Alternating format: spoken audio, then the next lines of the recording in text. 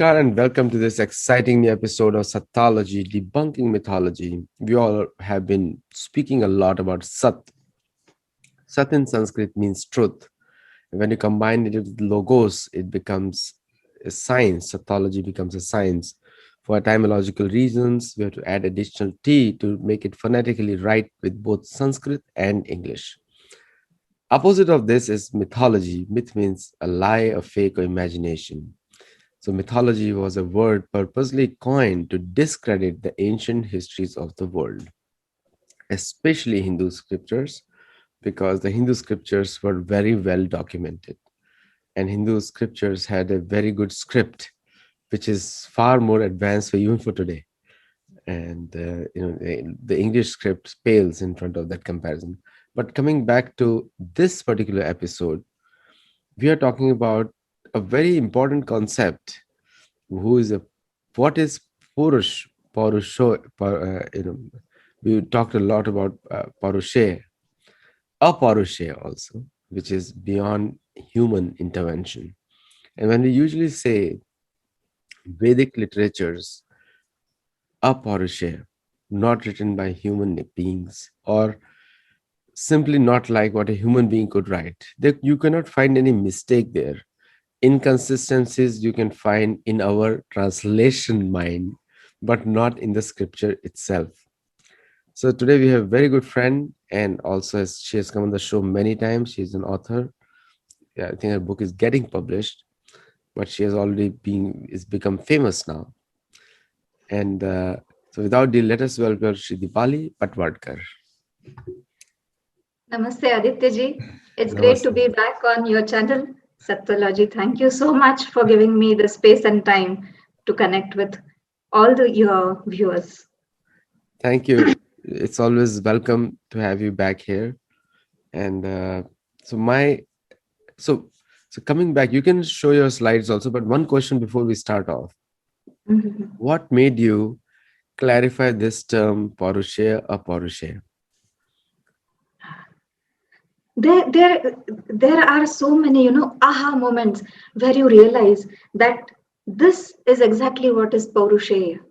And there was something which was happening in the political field. And I suddenly realized, that there is this one dynasty which is ruling in a state, and they are just like, all based, all centered around one person, and that's autocracy actually. So it's all based and centered around one person, which makes it Paurusheya. And when I thought about it, I realized that this is what is Paurusheya, and that makes a Paurusheya even more important. So so many moments like that, but this one was a very specific It's event. very interesting to see a political people also motivating us because they are they're accentuating mythology in a big way, right? Mhm, mhm.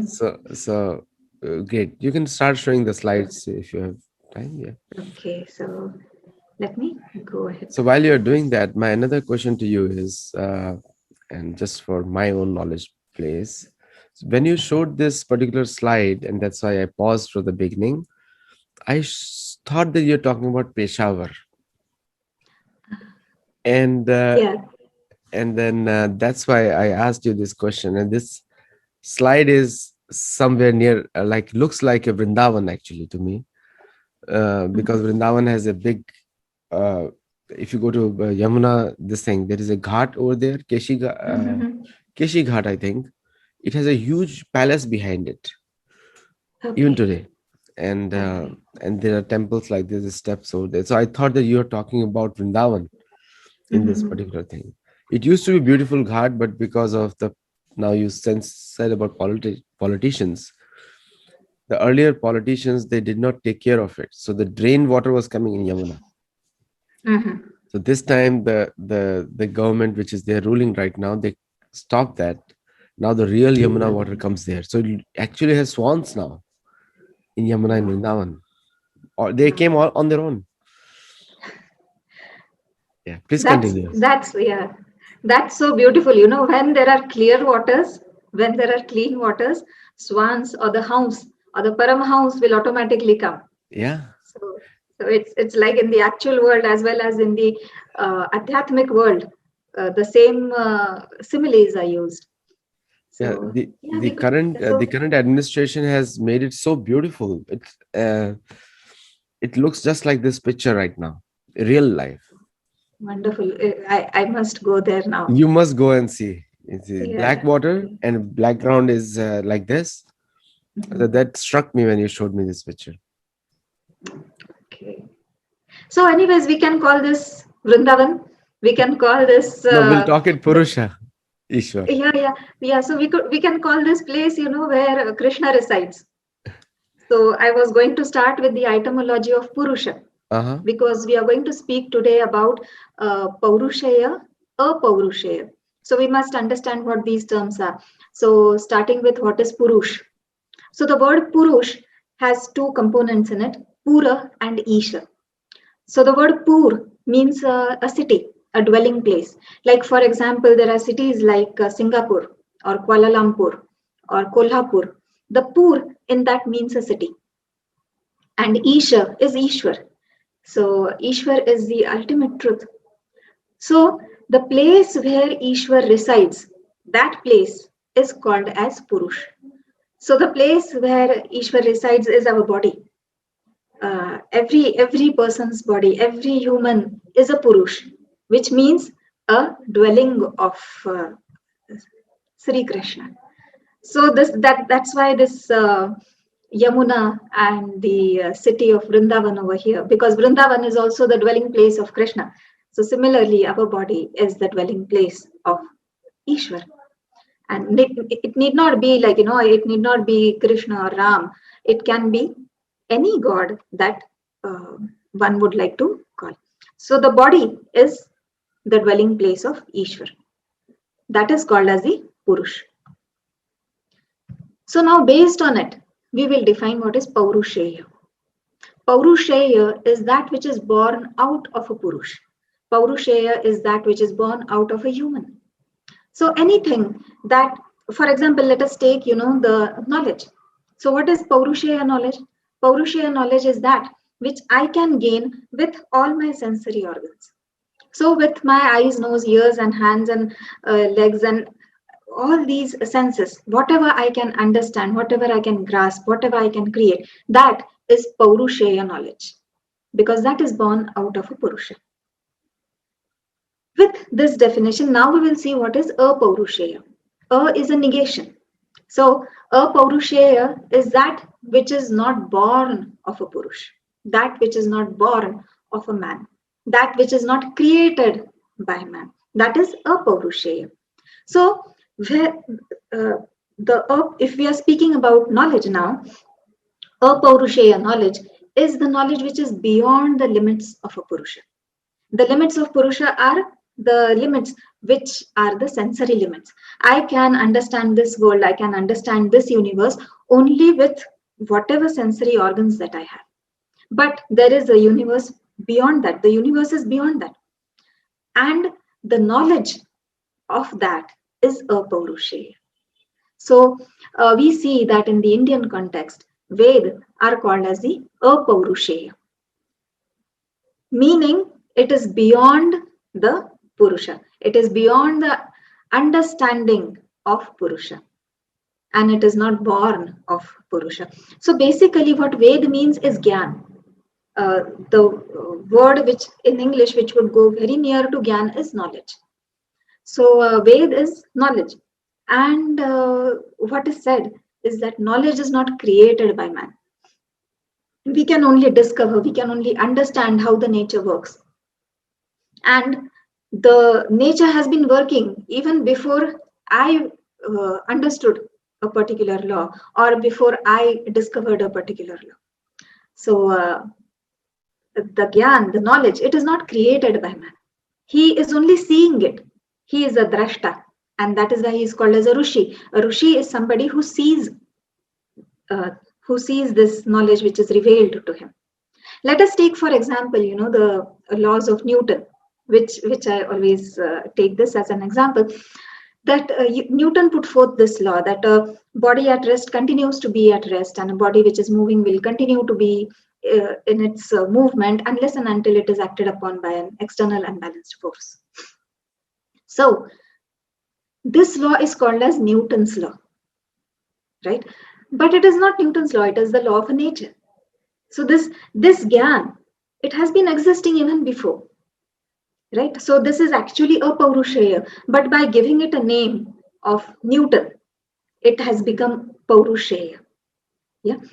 So the Vedic Gyan is a Paurusheya. It is not given a name. It is not given a name saying that, this particular Rishi has brought this Gyan or this particular Rishi has created it. No. The thing is, whatever is written in the Ved, we know those sukta, those prayers, those poems, they are written by such and such a Rishi. All the names of the Rishis are given in the Vedic literature itself. So there are thousands of Rishis who have written these prayers and these sukta of the Vedic Samhitas. So we know who has written it, and yet we say it is a Paurusheya. That is because what has been put forth in those prayers, in those poems, is a Paurusheya. What has been put forth is some eternal truth which has been existing, which was not created by these people. And that is why it is a Paurusheya. Now, in fact, this Gyan, the knowledge, it is not even created by Ishwar. Forget man. It is not created by man. It is not even created by Ishwar because Ishwar is Gyan itself. So, and the Gyan is self-existing. It cannot be created. How can somebody create Gyan without the knowledge of Gyan? So, Gyan is self-existing. It has been out there for a long time, for an eternal time. And because the Vedas speak about this Gyan, they speak about this eternal truth, they are called as a Paurusheya. Maybe we discuss this a bit, Aditya ji. Yes, we can. So At one this of the point, just by a step, we'll establish this that Veda are a Paurusheya. And somebody asked someone that what is the history of Veda, and the counter question to that is what is the history of knowledge? Because some questions you cannot answer with a answer. You have to answer in a question. So when you say there is no history of knowledge, the knowledge exists right from the beginning of creation. So Veda is that kind of knowledge. And also there is one thing is said that Vedas are axiomatic truth. Like you can quote it and you can refer to it. It never changes. Like, for example, the star positions. Now, way before Western astronomy became awake, and obviously they took it from Indian astronomy, Vedic astronomy, they started renaming all the planets as per their language. And today, most of the planets and stars are known by their language. But we have also maintained that. Like, for example, Abhijit was a very famous star for us, Abhijit. And gradually, because of Nilesh and other people, I'm getting interested in this subject matter. I never paid attention much, but gradually I'm seeing that. So Abhijit is Vega. Now, this knowledge has always been there in Indian science, Indian Vedic literatures. So the concept of Shushruta, the medicinal science, also came from India. The numerals, the astronomy, the time calculation, like there are in the Vedic culture, the time can go to such a minute level to 1/6 of a second, and that's where they start calculating. And Trisarenu they call it. So with so much science available, so how is it possible that people call it written by a man? absolutely, absolutely. All this knowledge, it doesn't depend on man. Whether the human beings are existing on the earth or not, this knowledge is eternal. Like the stars are going to be there, the sun is going to rise, and moon is going to rise and set. All these things are going to happen irrespective of the man. And that is why all this knowledge, it is a Paurusheya. Right. And hence, the Vedas, they go by this name, Paurusheya. They are not, it is not a created knowledge. It has been written down by some rishis. We know their names as well. But what they have put forth is something which is eternal truth. And hence the Vedic literature is a Paurusheya. The Hindu literature, it also can be divided into Paurusheya and Apaurusheya. So that which is eternal truth, that is the Vedic literature. So it includes the Samhita and the Brahman Grantha and the Aranyaka and the Upanishad as well. But then there are other scriptures which are Paurusheya scripture. For example, the laws, the Manusmriti, for example, it is Paurusheya. It has been created by humans, and everything that is Paurusheya, it is changeable, it is editable, it can be changed as, like, based on geography and based on time. So here is how one can look at the eternal or the Sanatan Dharma. So the Sanatan Dharma, it is like this pyramid which has a foundation of all the uh, books which are in the Vedic tradition. It includes the Shruti and the Smriti. So it includes basically thousands of books. And all these books, they have been written by thousands of rishis. So many of them. And there are thousands of gods and goddesses. So it is said that the Hindu religion, Hindu Dharma, I should say, Hindu Dharma has more than 300 million gods and goddesses. And similarly, there will be, I should go into, like, hundreds of thousands of books and thousands of gurus. So this is the very big platform. This is the very big foundation of the Sanatan Dharma. This is the foundation of Hindu Dharma. And on top of this, all the other branches have been built. So whether it be, like, music and dance, it is based on this foundation. It is based on this solid foundation. Or whether it be, like, art and architecture, or even if we look into mathematics and astronomy, we will see that their foundation goes into these Vedic literature. And because this foundation is so vast and it is so big, it really doesn't matter if few gods or few books or few gurus are removed. It really doesn't make any difference at all, because this platform, this foundation, this foundation is infinite, and whatever we can remove from it is only going to be a finite thing. We cannot remove infinite. Even if we remove infinite from infinite, it is going to be infinite. So this foundation is based on so many minds and so many books and so many gods and goddesses and energies, and that is why this is called as a Paurusheya. It is not dependent on the mind of one person or the thoughts of one person. It isn't so. It is based on a huge platform. So we can think of this only as a pyramid. So in this Apaurusheya, Adityaji, you wanted to add something? Yeah. So one of the things which comes to my mind is like itihas. You forgot about itihas. So will Mhm. itihas like Ramayana and Mahabharata be considered Aparushaya or Paurusheya? That is Paurusheya. Paurusheya. Okay. That is Paurusheya. So Itihas and Smritis and Puran, it will all come into the Paurusheya side. But So even if it is Paurusheya, it forms this foundation of the Sanatan Dharma. like for example, Mahabharata has information from all the Veda. Most of the Veda has information about other planets also. A lot of other planetary information and other people traveling from other places. And same people have written it. Like Ganesh has written Mahabharata, which is definitely not a human. Ganesh is not considered human. So what do you call that?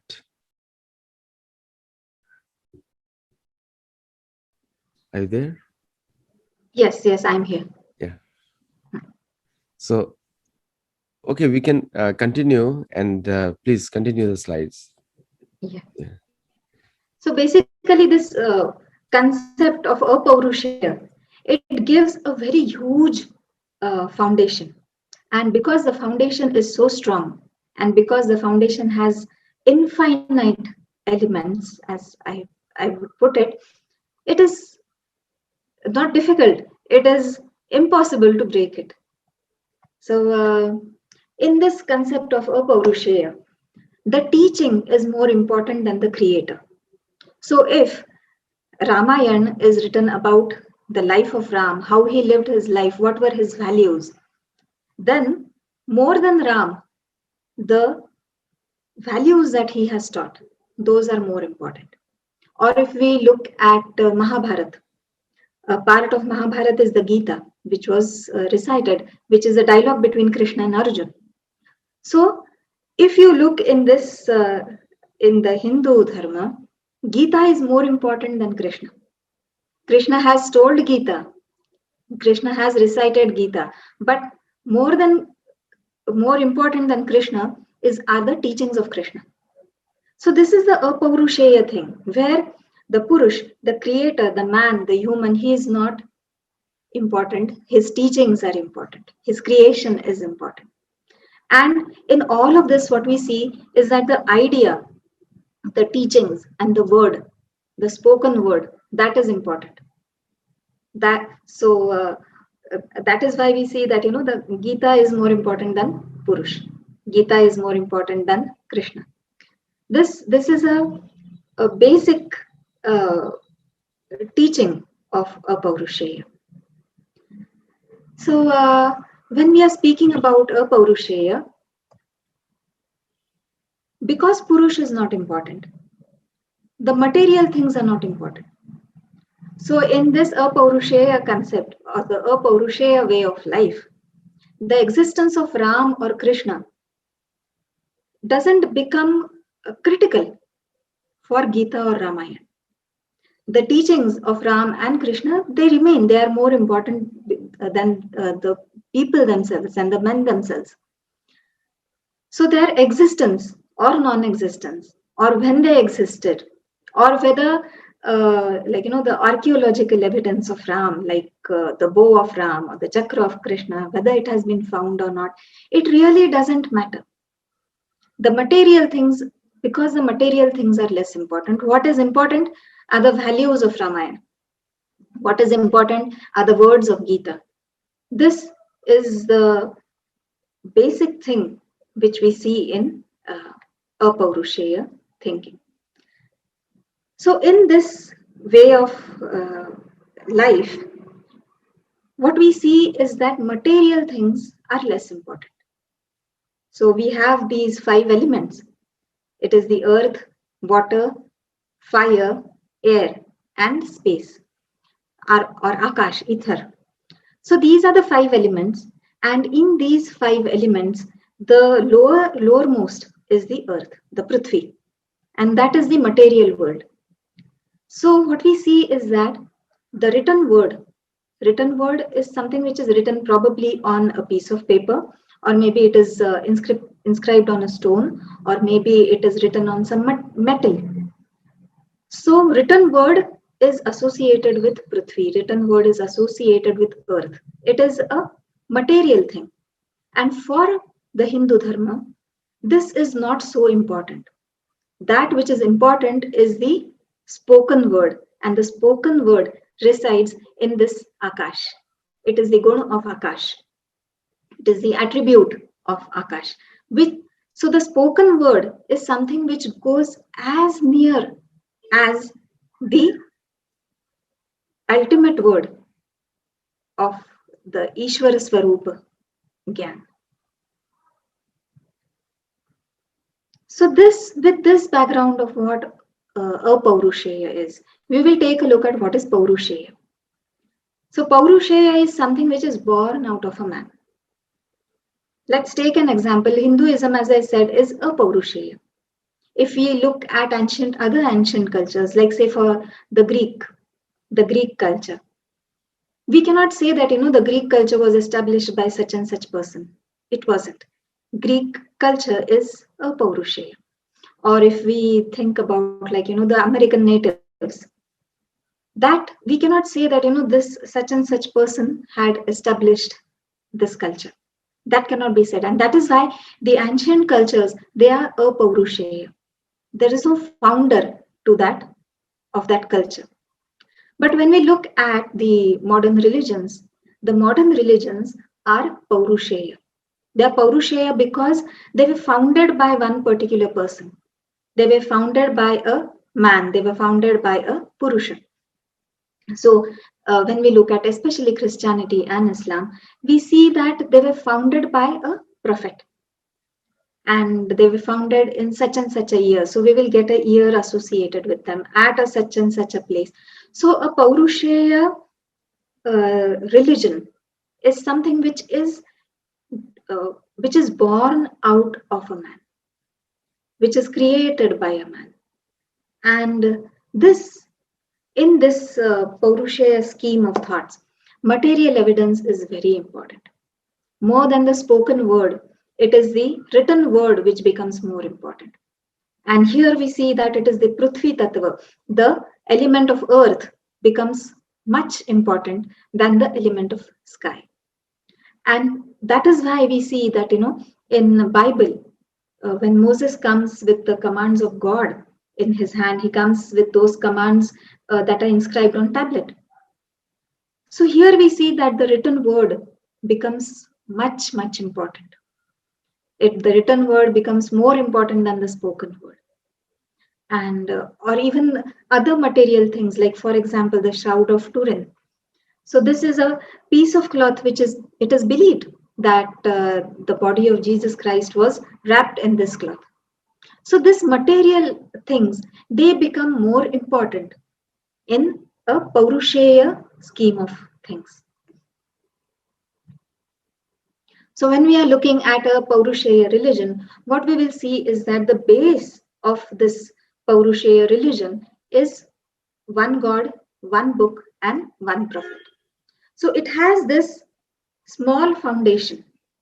Paurusheya religion will have a small foundation, and that is why, probably this is the reason why we will see that if anybody questions this foundation, then it is considered as blasphemy, because this pyramid, it will topple down if something is removed from here, if any one thing is, like, removed from here. So to compare Paurusheya and Paurusheya, to summarize what we have been speaking so far, Paurusheya is something which is born out of a man, and it will have a particular starting point. It will have an ending point as well. In this scheme of thoughts, the written material, the written word, is much more important. So we will see this thought, this Western thought, is also applied in all the areas. For example, even when we speak of history, the Indian history is oral tradition. Nothing is written down. But in the Western scheme, unless there is a written proof, there is a written evidence, it is not considered as history. So we see this thought coming in all the areas of Western civilization. So in the Paurusheya scheme, written word is important. Men are important. The people who have, like, created the knowledge, they are important. So we will see that all the laws, they are named after the person who has discovered those laws. So we will see, like, Newton's laws or Kepler's laws. So this is, they get associated with the creator. And the historicity, as I said, that is important. Archaeological evidence is important. Unless an archaeological evidence is found, something is not considered as truth. So these are the different things that we see in a Paurusheya scheme of things. And then in the Paurusheya scheme of things, Paurusheya is not born. It is not born out of man. It is not born at all. So it is that which is not born. It doesn't even have an end. So it is Aja and Amara. It is eternal. It is Sanatan, and it is beyond the man. it is beyond the the mundane life of the way we live our life. And in this scheme of things, it is the spoken word, the shabda praman, apta vakya. These are the things which have more importance than the written word. And ideas and thoughts, they are more important than the person. So we even see that the great people, or poets and scientists, they have written so many scientific books, but they have not written their name. So this is how we see a Paurusheya thought express itself in various areas. So with this summarization, I think I'll stop here for today. I have one question for you. Yeah. So you spoke about uh, and just to clarify the point that you said that uh, Krishna, you just mentioned that the Bhagavad Gita, the person is not important, but the book is more important. You said that. Mhm. So if the person is not important, then why will his words be? Ah, such a wonderful question, Aditya ji. A person is this is the what do you say? This is the beauty of Hindu Dharma. The beauty is, it is not important who is saying, but what is important is what he is saying. So anybody who speaks the eternal truth, that that will be accepted. So anybody can become a divine being. Everybody is potentially divine, because the eternal truth can come out of anybody's mouth. And that is why uh, Krishna being Krishna is uh, like anybody can be Krishna, because we all say, like in my heart, Krishna lives in my heart. We say such things. So No, what is being taught, the content is more important here. so in human experience, nobody can become their own parent. Mhm. You can follow your parent, but you cannot become a parent. Very simple logic it is.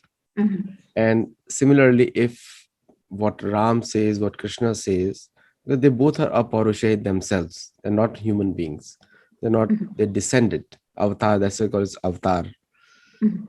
If they are not important, then their words will not be important. Like, for example, many people have written Bhagavad Gita translations, and they have used this major point, which you said just now. They rejected Krishna but presented Bhagavad Gita. There is Sarvapalli Radhakrishnan, Devdutt Patnaik, and there are many people like them who have done that. Mhm.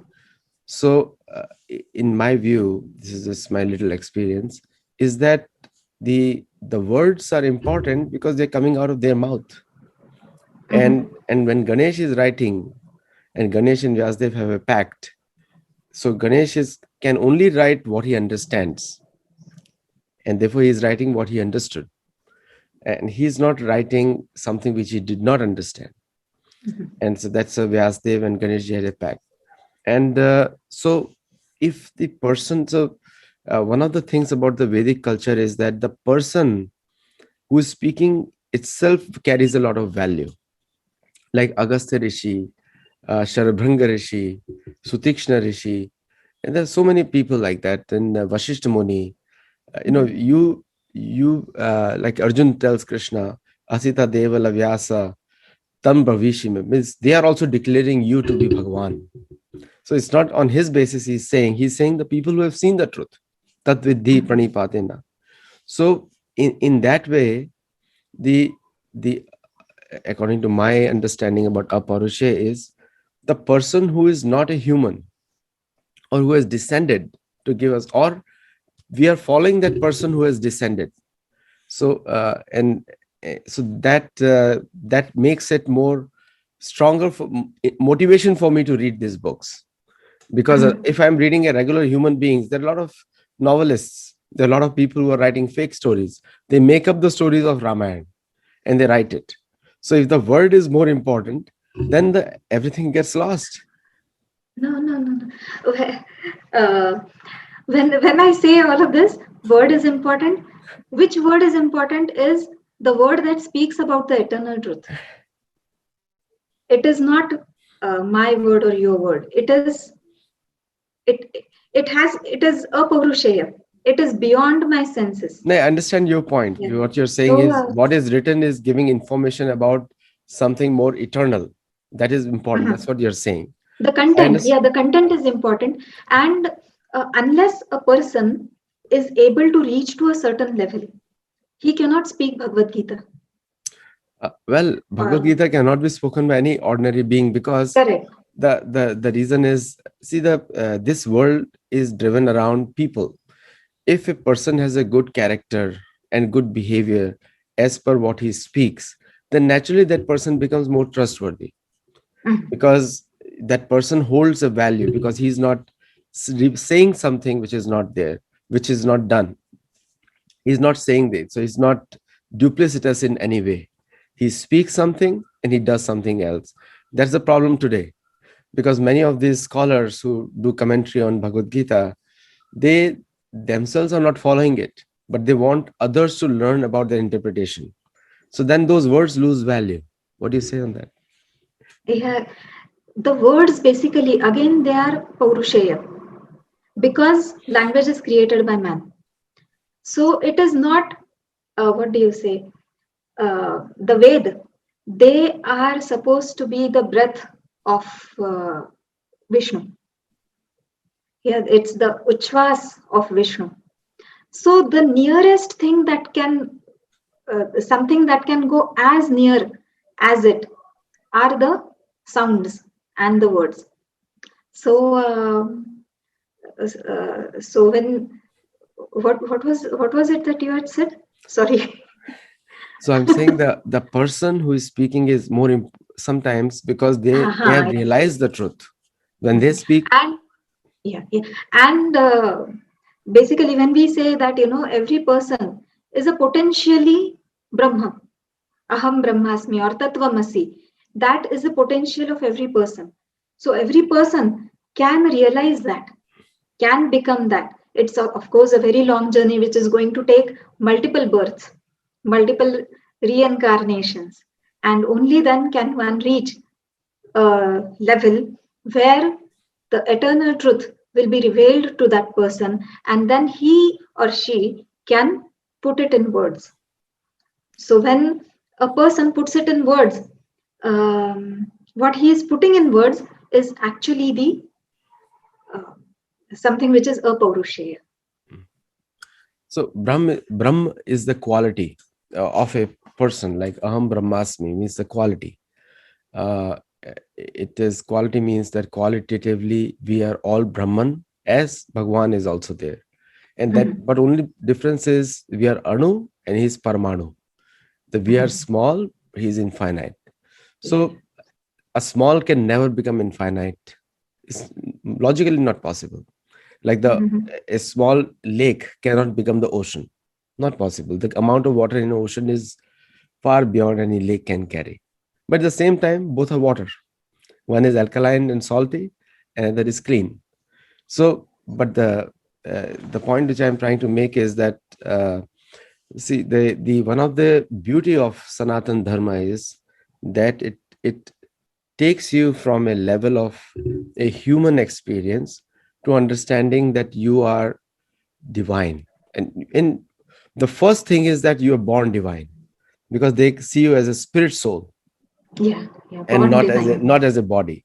And I like the comparison which you made on the Aparuche, on the Abrahamic religion side, where Abrahamic faiths are heavily influenced on the body side, which makes it very Paurusheya, according to you. Mhm, You know, mhm, and so therefore the experience is purely human and the history is purely human, and the person who is saying is also human.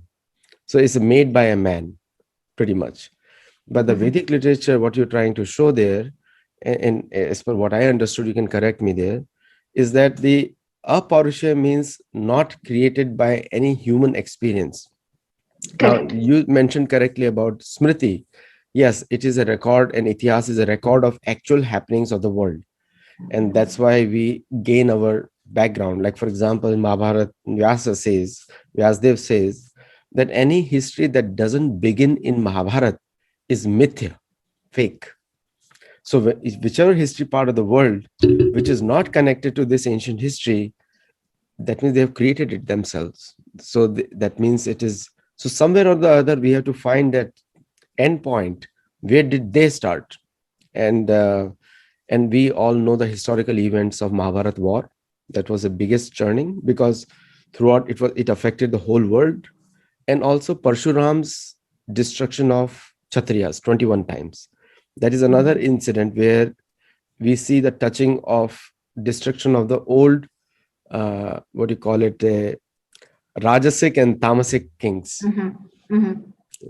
But anyway, great presentation, Dipaliji. I know you have to go, and uh, so do you have to add anything which I said? I'll tell you a small story. Yes, please. This is an example which is given by my guru. So, and it was given to explain what is the concept of Advaita. Right. So, in this story, it is the story of a drop, and it is a drop in the ocean. And as long as the drop thinks that it is a drop, as long as it has this ego and it has this identity of a drop, it will continue to remain a drop. But once it gives up its identity and realizes that it is water itself, then it becomes the ocean. So that was one wonderful simile or the small story is which I like, No, and I think that is what we all have within us to, like, give up our ahankar and ego and everything, and realize that uh, we are not, we are this universe. right. No, it's a great example. But again, I say this same logic. I say that the drop and the ocean have the same quality. They both H2O. One has more saltiness, another has less saltiness. But a drop cannot be considered an ocean, even though they are the same, because the ocean has a bigger mass. It can have many Ocean, drops. ocean can create more drops, but And a and drop and can realize that it is and the a, ocean. and a freshwater drop cannot perfectly mix with the alkaline drop water, because it's a chemical imbalance, and Mhm. you need a very large quantity to change the alkaline nature. So it will always remain independent. And I always tell, examples are like elastic. Don't stretch it too much; they break. So I understand that point. But great presentation, Dipali ji. And for viewers who watched it and you had many questions, I did ask some of your questions. And also, you do watch this video on the YouTube and comment and let me know your feedback. Your feedback is important. And thank you, Deepali ji. I know you have to go. So I'll give your time back. Thank you. Namaskar. Okay. Namaste.